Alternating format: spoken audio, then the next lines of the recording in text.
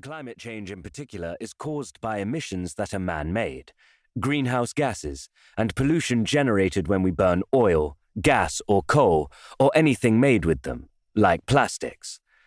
It doesn't matter where that pollution is generated, it all ends up in the same place, our planet's atmosphere. In Taiyuan, we saw an opportunity to stop methane, a potent greenhouse gas around 85 times worse for the environment than carbon dioxide over 20 years, from leaking from Chinese coal mines in vast quantities. Our engineers helped build drainage pipes that captured the methane, prevented it from escaping into the atmosphere, and redirected it instead to generate electricity. However, what started as an abstract commercial opportunity became very real at the sight of the coal miners in Taiyuan, who had been visibly and permanently scarred by one of the unhealthiest activities in the world.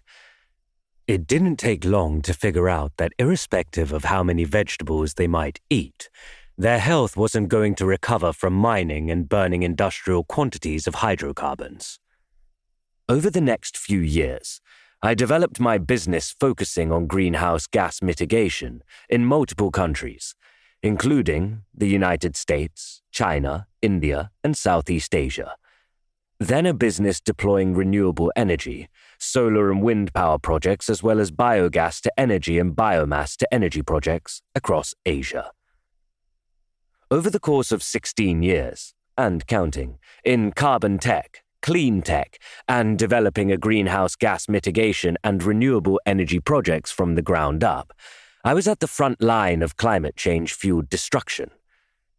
I witnessed the incredible vulnerability of Thailand, the Philippines, Indonesia, China, India and Pakistan to floods, the discernible warming trends in Asia cities, the plastic pandemic, the destruction of our oceans, the insect apocalypse going on in our midst, and the deforestation of the remaining rainforests in Indonesia.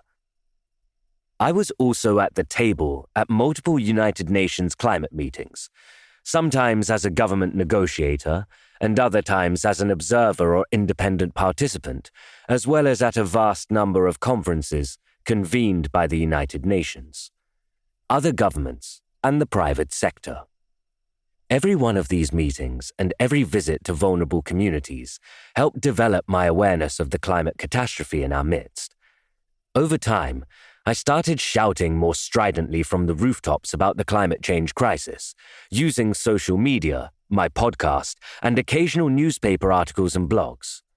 Throughout, I also tried to showcase solutions and actions we can all take to make a real impact.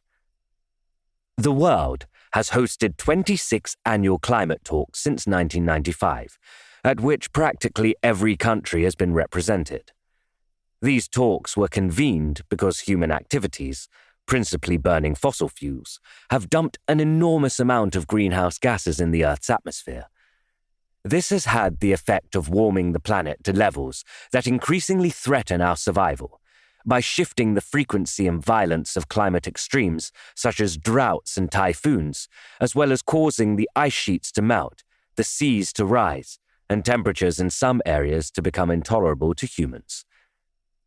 During each of these annual climate talks, thousands at first, then tens of thousands of representatives from government, industry, and civil society have held countless meetings, none of which have bent the curve. Greenhouse gases continue to increase inexorably, and as they do, promises of decarbonization recede further and further into the future. What is, however, sometimes less appreciated is that a very slow decarbonization path is a setup for much more absolute harm than a very fast one. We can think about this the way we think about a mortgage loan. If you reduce the capital of the mortgage quickly, in the case of climate change, the capital would be total greenhouse gas emissions. You would save a lot in interest, i.e. climate effects, and as a result, the overall amount you pay out is greatly reduced. Every fraction of a degree of warming matters. The 2015 Paris Agreement, agreed by 192 countries, is aimed at limiting the average increase in global temperatures to well below 2 degrees Celsius above pre-industrial levels.